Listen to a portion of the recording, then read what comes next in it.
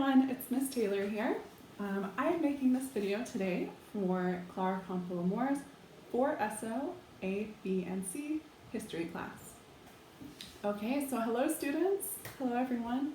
I hope you're doing well. I think we are on day 60 of quarantine. So I hope everyone's staying healthy and happy, and hopefully you've gone on a walk this weekend and gotten some fresh air. Good thing the weather has gotten nice and warm, so hopefully we can all get some sunshine. Okay, so let's begin. Today I am going to be presenting the subject as though we are in class together with the definitions. So when I read the vocabulary, I'm going to pause and give you an opportunity to practice your pronunciation. Okay, so let's go ahead and begin. Okay, today we are discussing totalitarianism. Now that sounds like a big word, it sounds like it might be complicated, but it's actually very simple. So I went ahead and I broke down the words for you. So let's practice together. Totalitarianism. Luckily, you have a similar pronunciation, a similar word with the same meaning in Spanish. So maybe you're familiar with this word, totalitarianismo. If you don't know the meaning, that's okay. We are going to learn about it today. Okay, so first, total. Total means complete or absolute. The second part of the word comes from the English word authoritarian. Okay, so an authoritarian is someone who has complete control. So the subject, the people, have complete obedience. So you have no personal freedom. There are no individual freedoms under authoritarianism. Okay? The end of the word. Ism. Any word in English that you see that ends with ism, ism, it is a set of beliefs. Synonyms, so similar words, we have doctrine, philosophy, or a school of thought. Okay? So let's practice the word all together. Totalitarianism. Totalitarianism. Okay, very good. Now I'm going to begin reading the text. Okay, students, I'm going to be reading from a PowerPoint. First page, Unit 6, Rise of Totalitarianism in Europe. Here we can see pictured Adolf Hitler. On the next slide, we have the rise of totalitarianism, the intra-war years. Here's a picture of Adolf Hitler doing a Nazi salute. This was a greeting in Nazi Germany. Okay, on our next slide, we have a couple of black and white photos from the time period and several vocabulary words. First, let's look at the old newspaper article. It reads, Wall Street crash, Black Thursday in America. What went wrong? So first, a little backstory. The Wall Street crash of 1929 is also known as the Great Crash.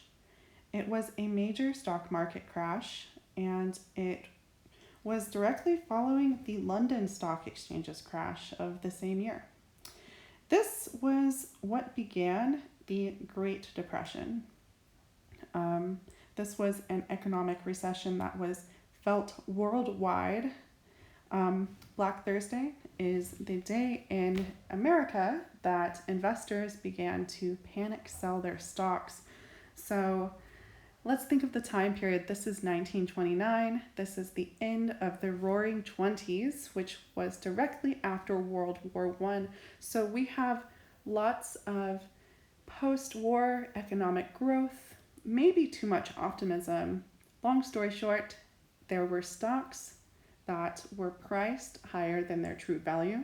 And when everyone begins to sell their stocks at the same time, they start panic selling, the economy becomes unstable, and the banks cannot pay out the loans. So we had an entire economy crash. Unfortunately, this directly resulted in high unemployment, low wages, and recession. Disorder, people were starving. You had farmers who couldn't take care of their land and had to move elsewhere. So this was a very difficult time economically for everyone. Let's look at the vocabulary. We have disorder, high unemployment, low wages, recession, left wing, right wing, transform, and restore. Social and political disorder. When? After World War I. People were angry with a political system that had caused so many deaths in World War I. Soldiers returning from war faced high unemployment and low wages. The Wall Street crash of 1929 led to a terrible recession. Answer the questions. Number 1, why were people angry with the old political system? Number 2, what was the economic situation like? Okay, on our next slide, we have a couple of new words. A few of these vocabulary words look a little familiar because we have studied them in previous chapters. At the top right, if you will repeat after me: nationalist, authoritarian, businessman. Okay, at the bottom left, we have some new vocabulary words. Please repeat after me: anarchist, Marxist, working class. Okay, so first let's take a look at the word anarchist. So an anarchist is someone who subscribes to anarchism. And this might bring images in your mind of fire and chaos and protest, but originally this is not what the anarchist movement was about. This movement based itself on an ideology of anarchism as a social movement of the exploited and oppressed working masses. So, for example, workers, people who did not own land, underprivileged intellectual workers, and through a social revolution, anarchism sought to overthrow current capitalist state social systems. Okay, the next vocabulary word, Marxist. A Marxist is a person who subscribes to Marxism, which is a social theory invented by this guy, Karl Marx. Marx's critical theories about society and economics and politics, collectively understood as Marxism, hold that human societies develop through class conflict. In capitalism, this manifests itself in the conflict between the ruling classes, known as the bourgeoisie, that control the means of production, and the working classes, known as proletariat, that enable these means by selling their labor power in return for wages. Through his approach in historical materialism, Marx predicts that capitalism will produce internal tensions which will lead to its own self-destruction and inherently a replacement by a new system known as socialism. Okay, I'll stop talking about Karl Marx now.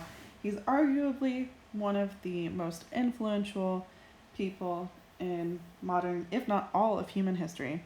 But you go ahead and have yourself a Google. Let's move on. The last vocabulary term is working class. So these are the laborers in society. Now, if you look at the two vocabulary check boxes, you can see there's contrast, direct contrast. Anarchist is the opposite of nationalist. Marxist, arguably the opposite of authoritarian. And working class is definitely the opposite of businessman. Here we have the political groups. On the left wing, we have anarchist and Marxist. Most of their support came from urban and working class people. On the right wing, we have nationalist, authoritarian. Most of their support came from army officers, businessmen, middle class, people who have the money and power. Okay, so the right wing groups took power because the left wing groups were divided groups. They fought against each other, therefore they were easier to defeat. Okay, next we have the left versus right political spectrum and some symbols. So let's begin on the left. We have anarchism. Everywhere in the world, an A with a circle around it means anarchy. Next we have communism. It's typically red and yellow with a hammer and sickle. Socialism, also red. Here, liberalism. This is the symbol for the Liberal Party in the United States. It is a donkey. Conservatism. This is the Conservative Party in the United States symbol. It is an elephant. Monarchism, of course, a crown. Nazism, a swastika, and fascism. Okay, now answer the question. Question number 3. Which political group took power? The left or the right? Totalitarian. Totalitarian. The state controlled all aspects of society very strictly. Right wing. Leaders gradually took power in many European countries. Vocabulary check. Please repeat after me. State. Control. Aspects. Strictly. Leaders. Took power. Okay, here is a map of totalitarian states in Europe. In red, we have communist totalitarian, that's the Soviet Union. In yellow, we have right-wing totalitarian, and that's everywhere you see. And then in blue, we have other totalitarian, and it's cut off, but that is Turkey. And interestingly enough, in the inter-year wars between the wars, Turkey claimed to be anti-liberal and anti-conservative, but do not be fooled. They definitely have tendencies of right-leaning fascism. And for our final slide, we have the right-wing totalitarian countries and the years in which they began their totalitarian regimes. Okay, I hope you learned something new, and I hope you have a great rest of your day. Until next time, guys. Bye.